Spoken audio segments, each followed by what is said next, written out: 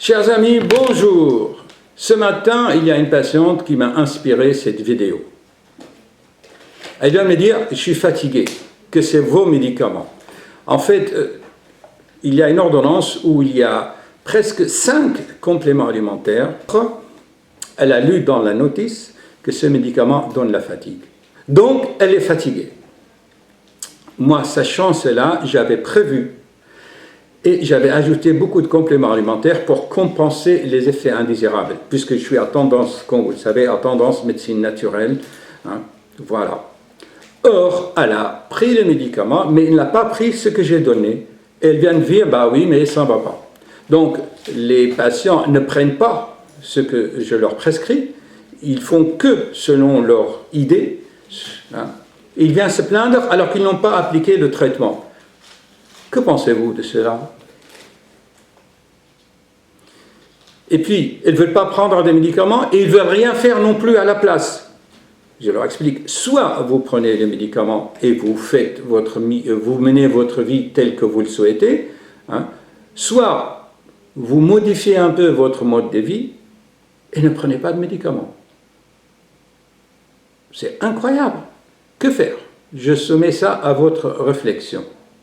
Leur demander de faire une demi-heure de vélo d'appartement le matin et le soir, ça, quand je leur dis ça, alors ils vont acheter des steps, de trucs, tout le contraire de ce que je dis. Mais quand je leur pose la question, vous avez 20 kilos en trop, quand vous faites votre step là, ou vos machines là, le rameur et tout ça, qui c'est qui vous porte? Hein? C'est vos ménisques, c'est vos genoux. Et ensuite vous dites, j'ai mal aux jambes.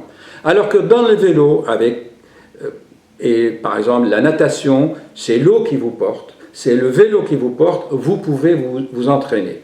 Et l'effet du sport sur le cœur ne peut se manifester qu'au bout de 18 mois, et en faisant au moins 100 km par jour. C'est ça le prix à payer, hein, pour ne pas prendre des médicaments chimiques. Je le répète souvent, regardez les autres vidéos. Et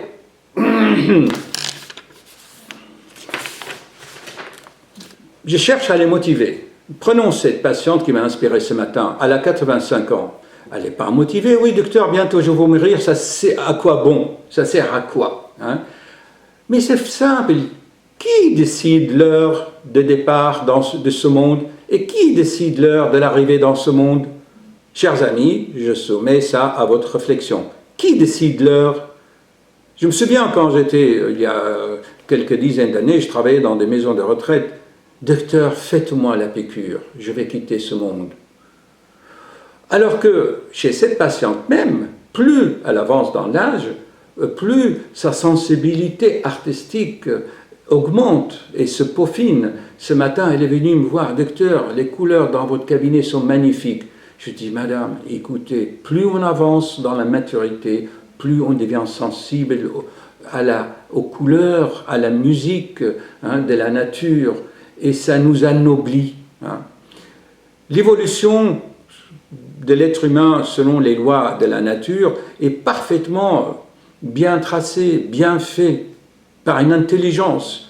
Or, l'être humain, il va toujours à l'encontre de cette intelligence cosmique, que j'appelle aussi intelligence naturelle, que j'appelle loi d'épanouissement de la nature, qui s'applique automatiquement sur le corps humain. À méditer.